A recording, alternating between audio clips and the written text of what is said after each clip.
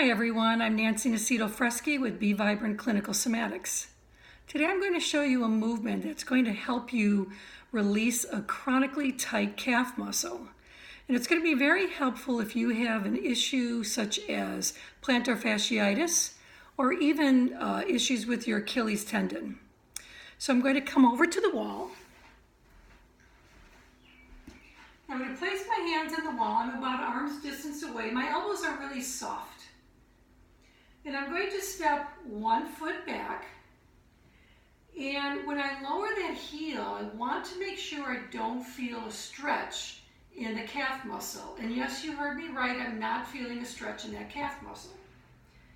And I'm looking at my feet and I'm making sure both feet, the toes are pointing forward. And I have my weight on both feet, evenly distributed between both legs and feet. Now what I'm going to do is I'm going to lift that back heel, and as I do, I'm keeping my weight in the front of the foot, so it almost feels like I'm pressing my foot into the floor. My heel is lifting, it doesn't have to lift a lot, and I'm paying attention to my calf muscle. And what I'm doing now is I'm going to slowly allow the calf or the heel to come down. I'm not pulling the heel down, I'm just allowing it to slowly lower on its own.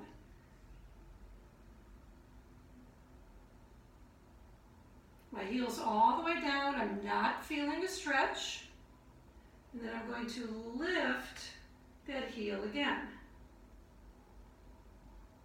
You can feel my calf muscle working, so I know I'm doing it correctly. And very, very slowly, I'm allowing that heel to lower.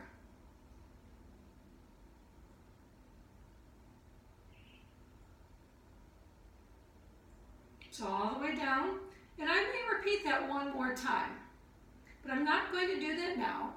But when I step my foot back, if I notice when the heel went down that I was feeling a stretch, even a little one, in the calf, all you have to do is bring that foot a little bit closer to the wall.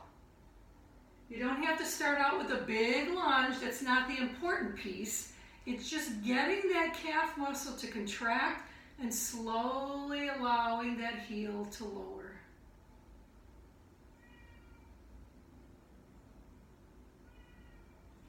And you want to make sure you do that with both feet. Even though you may only be feeling tightness on one, do it on both sides.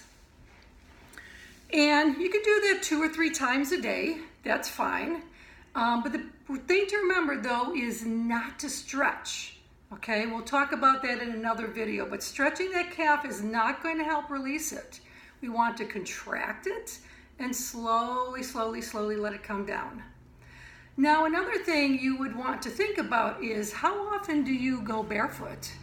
And I know that's probably very difficult if you do have plantar fasciitis, but maybe you want to try being without shoes for a very, very, very short period of time and gradually working up. And another thing you want to look at is the type of shoes you're wearing. So heels are going to be a big issue for those of you who have tight calf muscles and issues with the Achilles and plantar fasciitis. While it may feel good in the short term to have that heel elevated because it is contracting the calf muscle, it's just creating a chronic contraction. Your muscle is getting used to being contracted. So when it does come time to being barefoot, you're coming down and boy, that's not going to feel good. So gradually work your way up to being barefoot as much as possible. We'll talk about this more in another video. But the type of shoes I like to wear is I wear Vivo barefoot, and I also wear toe shoes. And I like them a lot because it allows my feet to be very dexterous and I can feel what's going on below my feet. So if you have any questions or comments about this video, I can be reached at Nancy@bevibrantTherapy.com. Thanks a bunch and I'll see you soon.